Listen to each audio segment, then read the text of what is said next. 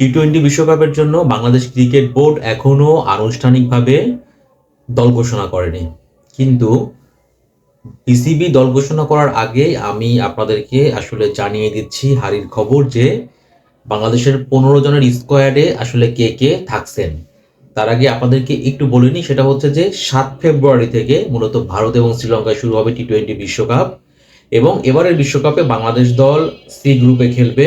তাদের প্রতিপক্ষ West Indies, England, Nepal এবং ইতালি।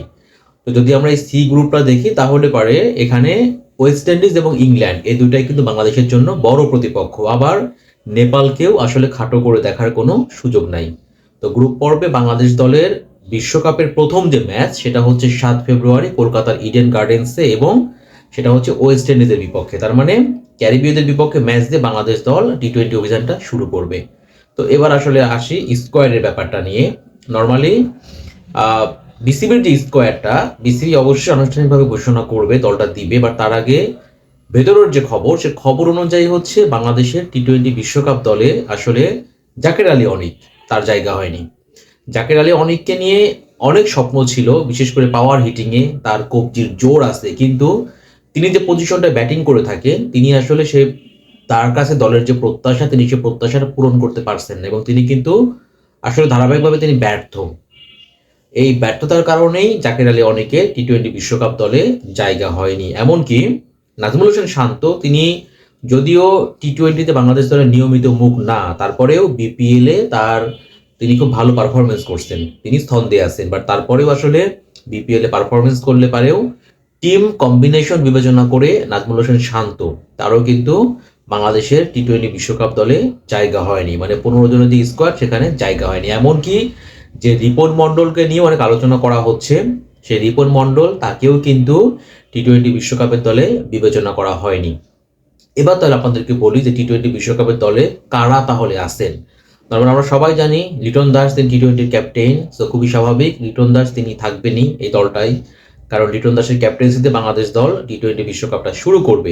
এর পাশাপাশি যদি আমি বলে থাকি, যেমন ধরেন তানজিদ হাসান তামিম, সাইফ হাসান, পারভেজ ইমন, তাওহিদ হৃদয়, শামীম পাটোয়ারি, নুরুল হাসান সোহান, রিশাদ হোসেন, শেখ মেহেদি হাসান, নাসুম আহমেদ, তাসকিন আহমেদ, মুস্তাফিজুর রহমান, শরীফুল ইসলাম, সাইফুদ্দিন এবং তানজিম সাকিব। এই হচ্ছে বাংলাদেশের 15 জনের বিশ্বকাপ স্কোয়াড। এখন বিসিবি থেকে যখন আনুষ্ঠানিকভাবে অফিসিয়াল যখন টিমটা ঘোষণা করবে তখন আপনারা আসলে মিলাই দেখতে পারবেন যে স্কোয়াডের সঙ্গে বিসিবি স্কোয়াডটার মিলে কিনা। বাট আপাতত স্টিল না, এখন পর্যন্ত এটাই কিন্তু ভিতরের খবর যে এই স্কোয়াডটাই মূলত বিসিবি আইসিসির কাছে জমা দিয়েছে এবং এই স্কোয়াডটা নিয়ে মূলত বাংলাদেশ দল টি-20 বিশ্বকাপ খেলতে যাবে। তো এখানে একটু বলে রাখা ভালো যে স্কোয়াডটা দেওয়া হয়েছে নর্মালি যারা ওই এশিয়া কাপ থেকে মূলত বাংলাদেশের বিশ্বকাপ দলে যারা নিয়মিত খেলছেন তাদেরকেই নিয়েই এই টি-20 বিশ্বকাপ দলটা করা হয়েছে। তো এই দলটাতে জাকেরের জন্য সুযোগ ছিল, বাট জাকের যখন বিপিএলেও তিনি নোয়াখালীর হয়ে খেলছেন, আসলে জাকের বিপিএলেও তিনি কিন্তু তার কাছে দলের যে প্রত্যাশা, তিনি যে মাপের ব্যাটসম্যান ব্যাটার তিনি সেই নামের প্রতি সুবিচার করতে পারছেন না, পারেননি। এ কারণে মূলত জাকেরের নামটা বাদ পড়েছে। আর শান্তর যে ব্যাপারটা, বিশেষ করে ধরেন শান্ত টি-20তে ইন্টারন্যাশনাল ক্রিকেটে নিয়মিত মুখ না হলেও বিপিএলে ভালো করছেন, বাট আলটিমেটলি শান্ত যে পজিশনে খেলে থাকেন আসলে শান্ত মূলত টিম কম্বিনেশন বিবেচনা করে। যেমন ধরেন ওপেনিংয়ে কিন্তু তানজিদ তামিমের সঙ্গে সাইফ হাসানকে ভাবা হচ্ছে এবং ওয়ান ডাউনে লিটন দাস তারপরে পারভেজ ইমন এরকমটা যখন ভাবা হচ্ছে, তো সেই জায়গাতেই মূলত নাজমুল হোসেন শান্ত বিপিএলে ভালো পারফরমেন্স করলেও টিম কম্বিনেশনের কারণে তার হচ্ছে এই দলটাতে জায়গা হচ্ছে না। তো বাংলাদেশের টি-20 বিশ্বকাপে স্কোয়াডটা কেমন হলো সেটা আপনারা আমাকে কমেন্ট করে জানাতে পারেন। ধন্যবাদ সবাইকে।